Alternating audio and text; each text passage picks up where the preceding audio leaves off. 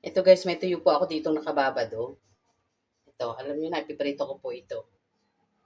Tapos, meron po ako ditong sibuyas, bawang at luya. Ayan. Kuha lang tayo guys ng suka dito. Meron pong suka. Oh. Tapos sa sukal, lalagyan po natin to. 2 kutsara. Pinaghalo ko pong suka at asukal. Alam niyo na guys kung ano lulutuin ko. Ito po yung mantika namin. Ayan tayo sa kawali.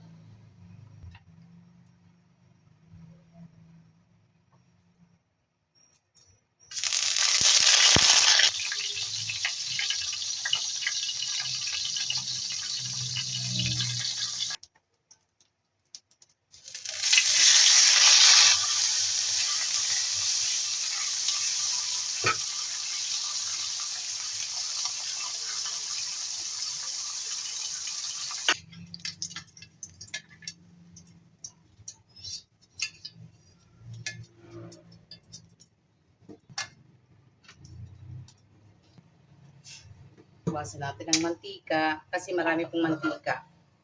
Bawasan natin.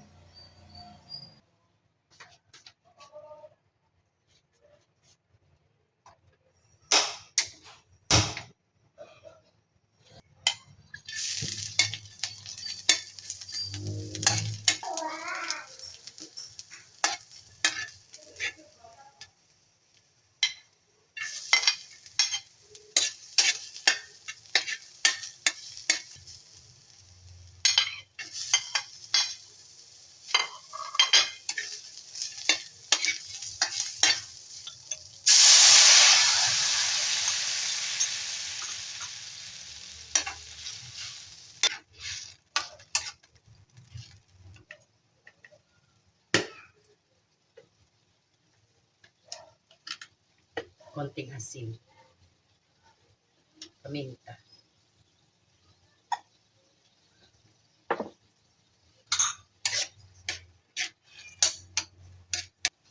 Lagay po natin yung pinaritong isda. Pinaritong dahon. Ay, dahon. Pinaritong tuyo.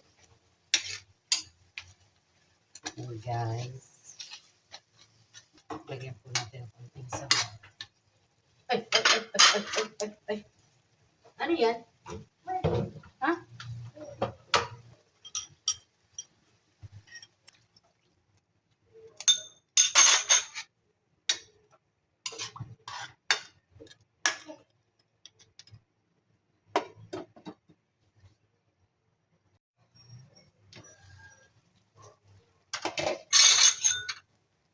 Ang bango. Ito po yung simpleng iskabeche sa amin. Karaniwan po sa amin, ang iskabeche ay daing. Dried fish. Tikman ko. Sarap. Ang sarap, guys. Okay na po siya. Tatawagin na natin si Mr. Okay na guys, luto na po yung aming ulam. Ito po ay escabeche, ang aming ulam sa hapunan. Tara po, kain na po tayo. Maraming salamat po sa panonood. God bless po.